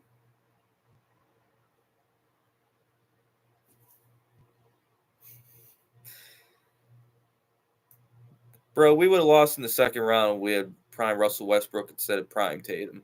Wonder why? Because Russell Westbrook wasn't going to sacrifice. You think Russell Westbrook would have sacrificed for Jaylen Brown, Drew Holiday, and Derek White and Porzingis? Bro, we would have lost to probably Cleveland in the second round if you trade prime Tatum for prime Russ. I'm telling you, bro. You can't win with a guy like Russell Westbrook. You can't win with him. You can't. Tatum's not playing. Tatum's not playing no real competition. Russ played against Hall of Famers, prime Spurs. Yeah, he had Kevin Durant on the team. He had Kevin Durant and James Harden on the team. You know what I mean? Talking about playing against Hall of Famers. He played with Hall of Famers. And guess what? He played with Paul George. And you know what he did? He lost Damian Lillard in the first round. And he got first round by rookie Donovan Mitchell. So you want to talk about facts? Let's talk about them facts. Then he goes to Houston, gets absolutely embarrassed by the Lakers in the second round. Only lasts one season there. Only lasts one season in Washington. Gets to LA, becomes a laughing stock, and then gets traded to the Clippers. And he can't even start for the Clippers. He has to come off the bench. You know what I mean? So, you want to talk about facts? I just hit you with a bunch of facts there. Well, that shouldn't be held against Tatum that he's all the help in the world. That shouldn't be held against Tatum. Why? Because Brad Stevens is good at his job, so that should be held against Tatum. Do you know how dumb that sounds? That sounds so stupid. It's so dumb. I ain't accepting shit, man. Westbrook's overrated as hell. Y'all put these stat hungry guys on this pedestal that they don't belong on. Russell Westbrook's a stat patter. Not more, nothing less than that. That's all he was. Prime Westbrook was not good. He was a fucking stat patter that didn't impact winning. That's what he was. Who's better?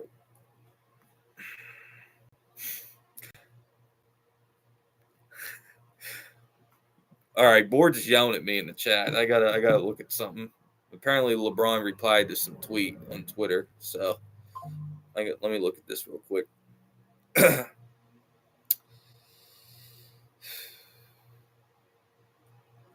People saying LeBron don't want to win anymore. I have no idea what they're talking about. Do they ever know what they're talking about? And the context behind that is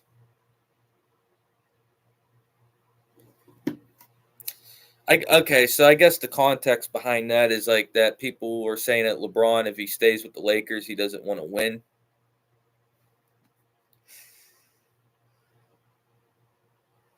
Who I got? Prime Celtics.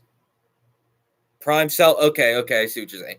Prime Celtics, Isaiah Thomas or Russ. But like, okay. Prime Russ.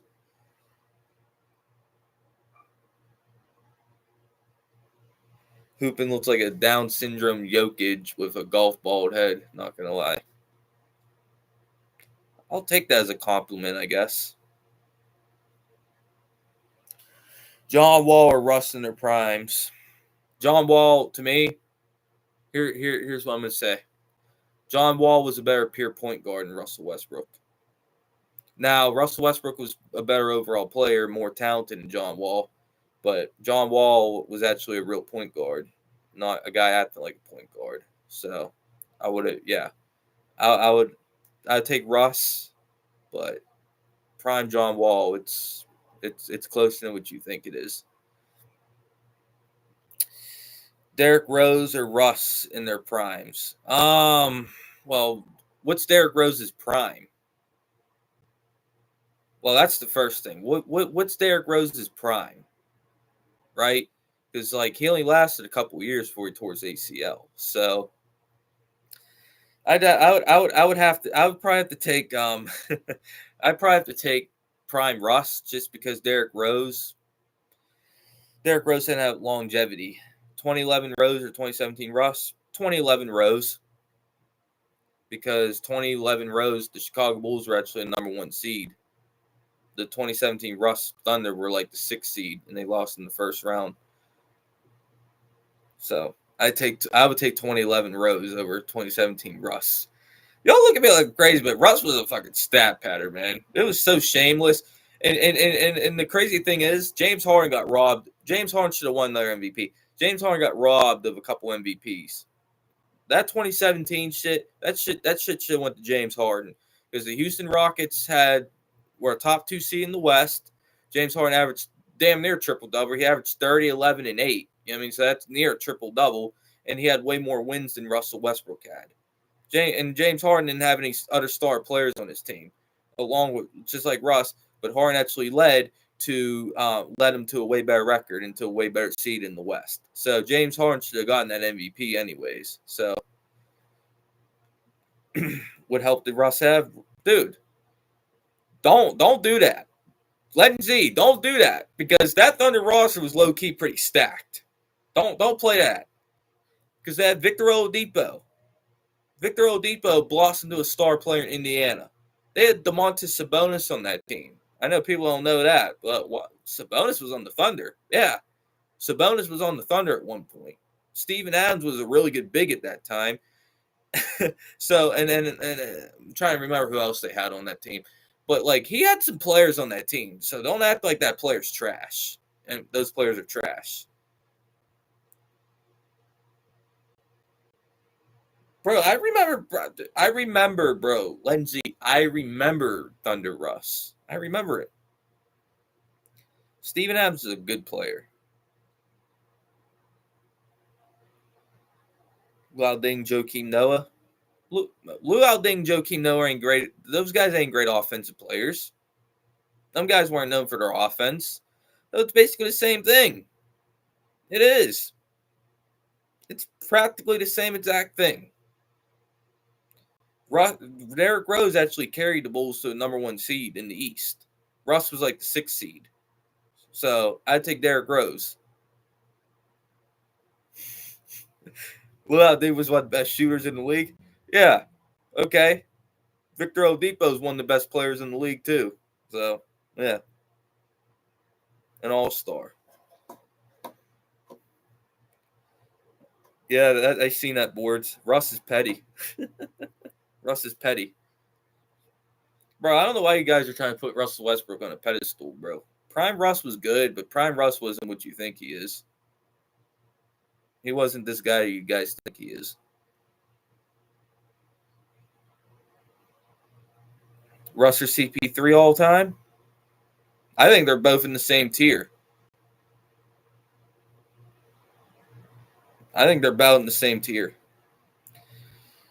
Well, I asked for Russ and pitcher in real life. Would I?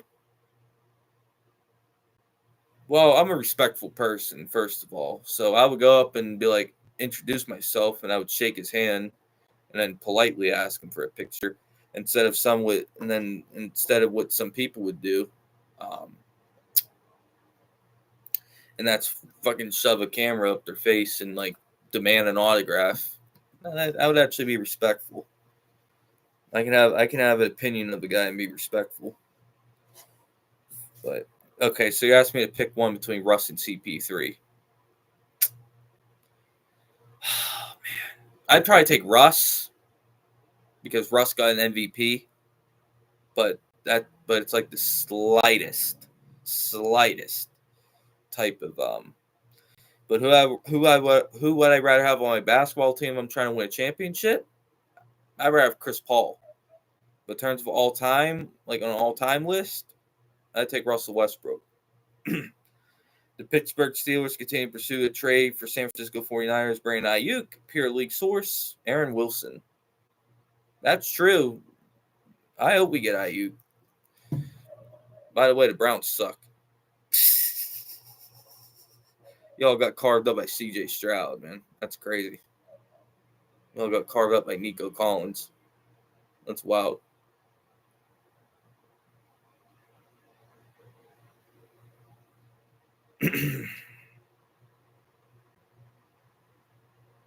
Barely made it in. Steelers shouldn't have made it in.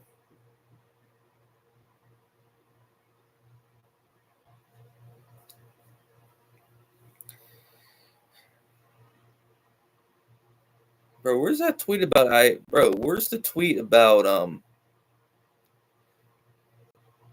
where'd you see that tweet at boards about us pursuing Ayuk? I don't see it anywhere.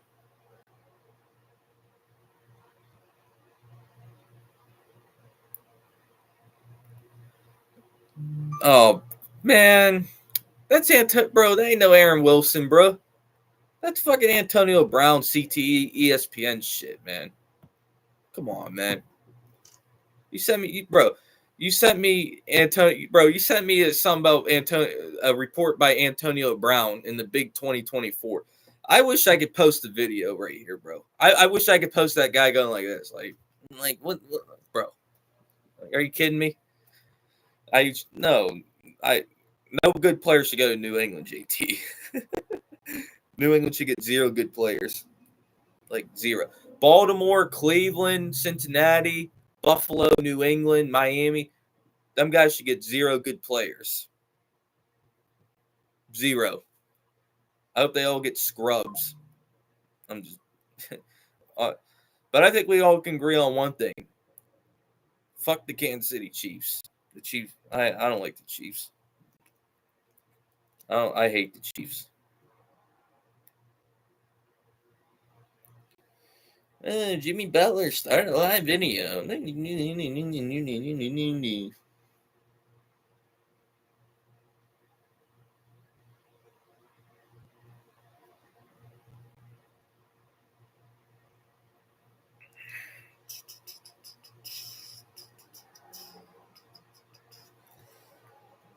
Bro, I hate the whole AFC, bro. It ain't just AFC East.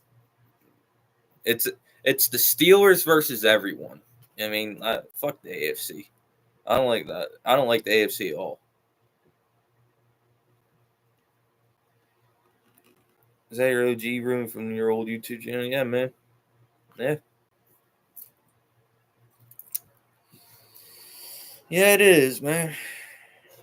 was a fun stream. I might stay on until Raw comes on. Nobody's worried about Russell Wilson in the big 2024. Man, you better be worried. Oh, but not about Russell Wilson. You better be worried about TJ Watt. You better be worried about Alex Highsmith. You better be worried about Patrick Queen. You better be worried about Mika Fitzpatrick. That's what you should be worried about. Our defense is going to be fucking top 3 this year. Like, there's no doubt about it. Our defense is going to be better. Hey, Boards. Our defense is going to be better than your defense. Yep. And by the way, Myles Garrett's overrated. Myles Garrett's the worst defense player of the year award winner of all time. Bro's not that good, man. Myles Garrett shrinks in big games. Anytime Cleveland had a national primetime game or a playoff game, Myles Garrett shrunk. You didn't even know he was on the field. Can I hoop? It's been a while since I played. It's been a minute. I don't know. It's been a while. Honestly. Hey, but could Stephen A. Smith play basketball? No. Stephen A. Smith sucked as a basketball player. But Stephen A. Smith gets paid like $15 million to talk about basketball. So Stephen A. Smith can get paid that much money despite stinking as an athlete.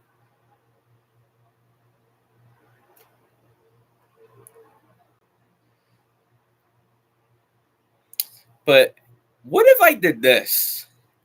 What if I got myself a championship belt and I put my logo on it and I wore it to every stream? Oh man, people would hate me for this. I would be so hated by everyone at YouTube if I did this. And I said I'm the NBA YouTube champion. Bro, I'd be a great heel too. I'd be like, man, I'm the YouTube champion. I mean, I'm the NBA YouTube champion. You know what I mean? You see this championship belt? This is my belt.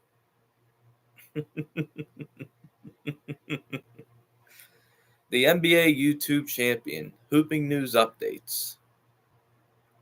Shows that one Hooping News Updates hoodie. I'll show you all that next stream. That's like, I got to really dig in my closet for that hoodie. But I definitely, speaking of, I'm wearing this right now. By the way. Hooping News Updates merch. And updates. Fuck the and. Man. That's why I like wearing this merch, because it has that stupid and in it. You know, it should be. I should originally just named it Hooping News Updates all along, but I had to have that stupid and in there. Makes me so angry. I don't like the and. It's Hooping News Updates, not Hooping News and Updates. It sounds better with the and in it, but I want it to be HNU, Hooping News Updates. Why does Tatum got a glazed Kobe? Why does Devin Booker got a glazed Kobe?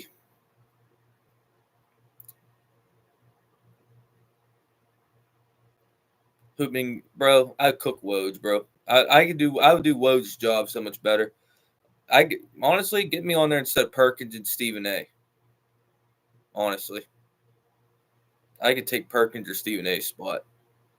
At least I won't be saying bullshit on there every day. I'll actually have legit conversations and not spread bullshit narratives all day. Bro, do you know in First Take today? Like, I don't watch, but I seen on the internet. Like, do you know they did a 10-minute segment today on First Take talking about LeBron blocking Kendrick Perkins on Twitter? Bro, they did a 10-minute segment on it. Like, I'm not even joking. Like, this is crazy, man. A 10-minute segment on who LeBron James blocked on Twitter.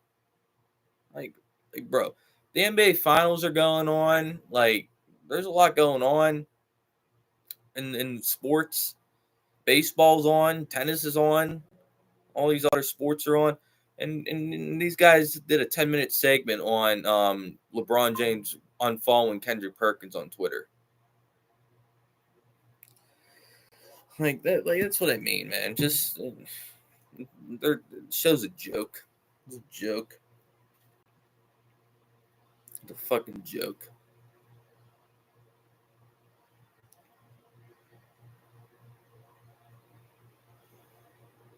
I don't care what anyone says. It's a damn joke.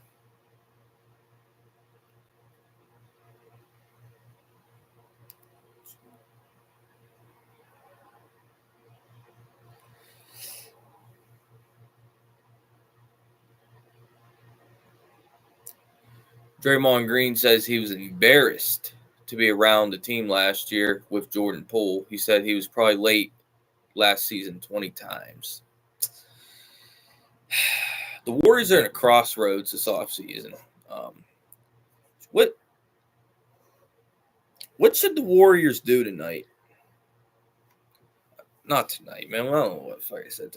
What should the Warriors do this offseason? Because I think the Warriors are in a very, very interesting spot with their team. Because you could say we got Steph, we got Draymond, we got Clay, but Clay's probably going to leave in free agency because I think a team will give him a decently big contract. And then today they said they're going to cut Kevon Looney. Hear me out, because they're not going to do it. Obviously, they're not going to trade Steph Curry, but just hear me out. Just hear me out for 1 second. The Warriors' best move might be to trade Steph Curry, because I don't think the Warriors are contending. I think the Warriors' window, I think it's shut. I think that window is shut, sealed. You know what I mean? I think they should completely reset the franchise. But you're right. They got 4 chips. That's why they won't do it. He'll retire with them. You know what I mean? Even if they suck, Curry will stick around and the Warriors will keep Curry. I mean, I get that. But I'm just talking hypotheticals. You know what I mean? Like, if a team was out there, like, looking, damn, saying Steph is the final piece to this. Like, if we can give up, like, a bunch of first and a couple of our really good young players for Steph, why wouldn't the Warriors at least have a meeting about it? Like, why wouldn't they have like a 2-hour meeting? Be like, okay, let's talk about this. Because like our window, it's looking very bleak and our roster's getting older. And there's not a lot of moves that we can make to get the team into contention. So this might be our best move. Just a thought. Just a thought. Where I think Bronny will go, it's hard to say, but probably the Lakers. Nah, bro, Jordan Poole sucks. To me, I would have got rid of both. I would have traded Draymond and Poole.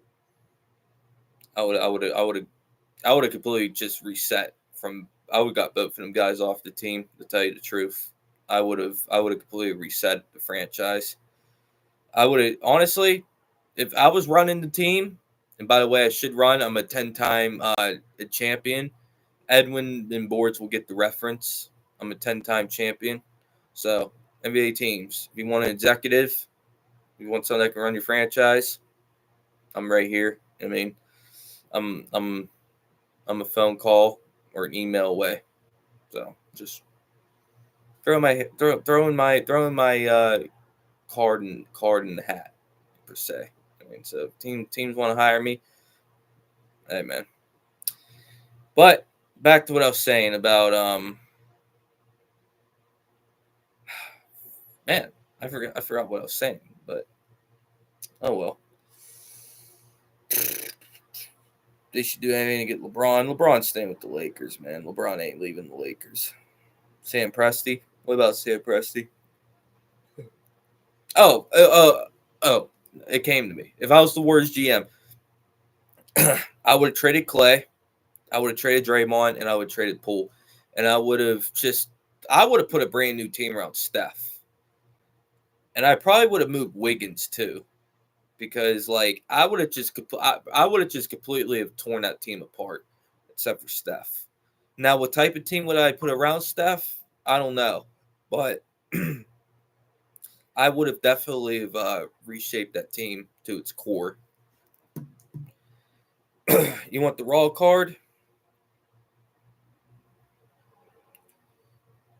JT, I agree with you, man. You know the first move I'd make, JT? I would trade Bradley Beal. I'd trade Kevin Durant. Those would be my first two moves, and I would completely I would completely reset that team. I'd probably tear it all down and rebuild. To be honest with you. You want the raw card? I gotta find it. Hold up.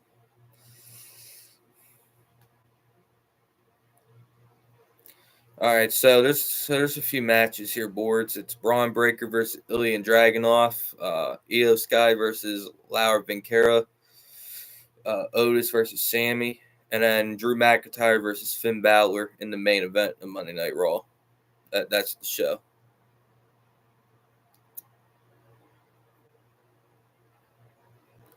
Dude, Drew versus Finn would be a great main event. If they let Finn versus Drew cook, that's gonna be a great main event. I can't wait for that match. I'm excited for it. Paul George to the Sixers. Yeah, definitely. I would say that move's pretty likely to happen. To be honest with you, I think there's a really good shot that move happens. Oh shit! 10 minutes until we get to 2 hours. Should I go for it? But like, here's the thing though. I'm like out of things to talk about. So it's like, what can I talk about for 10 minutes? I mean, y'all in the chat gotta help me out. We gotta figure out stuff to talk about for 10 minutes. Because I pretty much covered everything. Why it ain't delaying it, bro? I'm still thinking about doing it. You know what I mean? I don't even know if I'm doing that yet, boards. And I'm not delaying, I'm contemplating it. There's a difference. There's a mighty difference there, boards.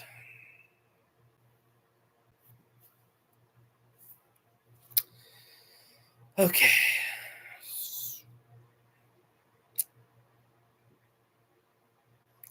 Yeah, I said Otis versus Sammy, boards.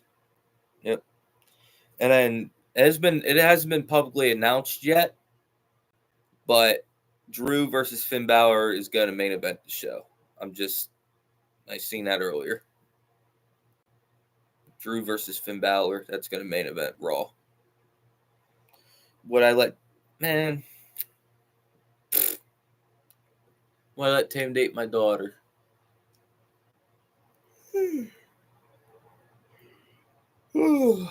Man. No.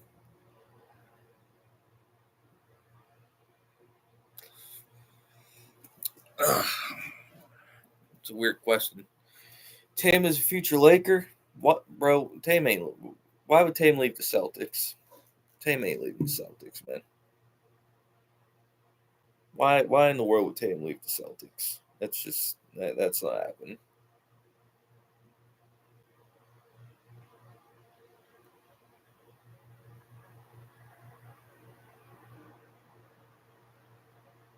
Braun Breaker just shoved the dude. That's funny. Tam's not leaving the Celtics, man.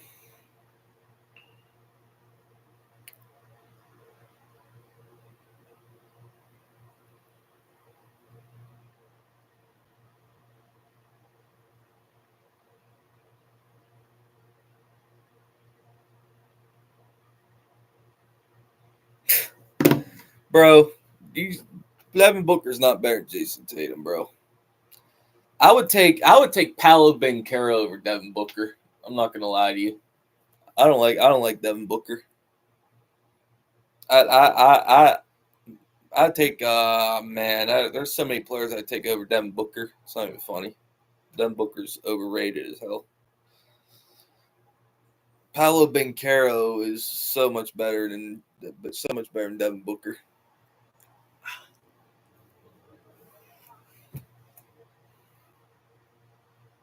Yeah, and what Devin Booker does, like Damian Lillard, doesn't do anything else but score.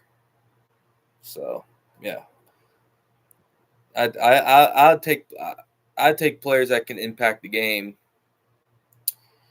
It was a birthday gift, JT. I didn't. You know, I got it for my B day.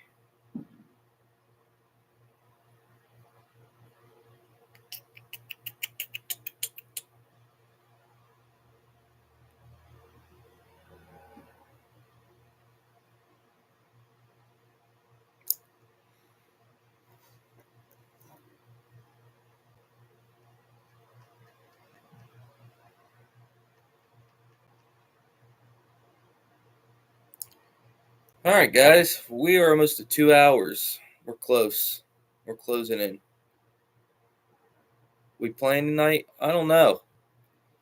I kind of want to watch Raw. I don't know. We'll see.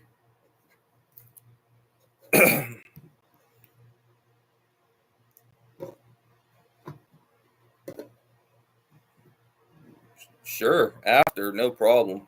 I don't have a problem playing after. That's fine. Still in love with Tatum. I'm not gonna lie to you. If Tatum wasn't on the Celtics,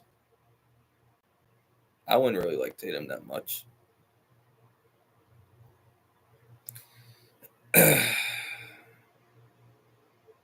Raw or SmackDown? Right now, Raw. Raw is better than SmackDown right now. Raw. Yeah, I just like the Celtics. Yeah, you guys are too. I actually like the team. Like, yeah, I like the Celtics. Like, yes. What, you thought I was just a Tatum fan, bro? Yeah, bro. You actually thought I was just a Tatum fan, bro. I'm a Celtics fan, bro. Like, come on, man. I got like 5 different Celtic jerseys. I got a Jalen jersey. I got a Tatum jersey. I got a Kempa jersey. I got a Kyrie jersey. I got a and maybe I shouldn't have said I wouldn't like him that much. Like, I would still like. I would still think he's a good player, but like, he could be annoying sometimes. If Tatum played for the Nets, would I still be a fan? Um, I, mm, I don't know. I don't know. I really don't know. Yeah, you're right, JT. Tatum wanted to go. Tatum didn't want to go to the Celtics when he was a rookie, man. He wanted to go to he wanted to go to Phoenix. You're gonna be honest. You think the Lakers are done with JJ? Oh man, they might be because they were all in on Dan Hurley, and them not getting Dan Hurley really hurt them. The Lakers might as well just go try to hire another college coach. Honestly, boards that might be their best route. To be honest with you, because there's not a lot of guys they can go get in the open market that'll actually move any needle for them. But let me get back to this other question really, Raw or SmackDown. Now I take Raw. Because I just think Raw is superior right now. SmackDown, when Roman comes back, I think SmackDown has a shot to be just as good as Raw. But I think until they get Roman back on the show, it's gonna be Raw. Just because Raw is way more like talent and the show's longer. So yeah, I would take Monday Night Raw right now. But when Roman comes back, we'll see. SmackDown might get to that level. We'll have to see. All right, we're 2 minutes away from 2 hours. So this is going to be the first time on the Hooping News Updates show that we officially hit 2 hours for a stream. So, yeah, this is a historic stream, guys. I mean, like, this stream will go down in history for sure. And I think it was more than 2 hours because I haven't been on here in a minute. It's been a minute. It's been like 4 days since I streamed last. So that's why I wanted to get on here and do a longer stream tonight, just because it's been long. Used to be on for 5 hours. Yeah, I just can't do it anymore. I mean, it gets exhausting. Like, and then I'm retired, guys. I'm gonna tell you what. I'm not. You guys are never ever. I guess in life you never say it. You never say never, but you're never ever gonna see me do a play by play ever again. Like, play by plays are done. I mean, like, I'm not. I don't think you're ever gonna see me do a play by play ever again. I think I'm retired from doing them. Quite frankly, I honestly, guys, I went like a whole year and a half without streaming, like, anything. Like, I never went like live. I mean, like, There was a long drought of me going like live. It was like over a year, man. So I just found my passion again for streaming. I mean, but play-by-plays, yeah, I'm not. Packers, I'm literally about to get off, bro, and you come in here now, like, and Raw hasn't even started yet. What about post-game lives? Maybe I'll start doing them. But yeah, guys, I'm gonna get off right now, man, because we just fit. Because hold on, hold up. 3, 2, 1. Yeah, guys, we hit 2 hours on the stream. How about that, guys? Our first 2-hour stream of the Hooping News Update show, man. Wow. It was our first 2-hour live stream. So yeah. Bro, I literally put the link in the thing, Packers. And there goes YouTube again, not sending notifications out. But it's all right though. It's all good. It's all good. It's fine. But yeah, guys, I'm gonna get off now, guys. Smash that like button, hit the subscribe button, man. Let me what you guys think about it, man. I'll be on here again in a few days. All right, peace.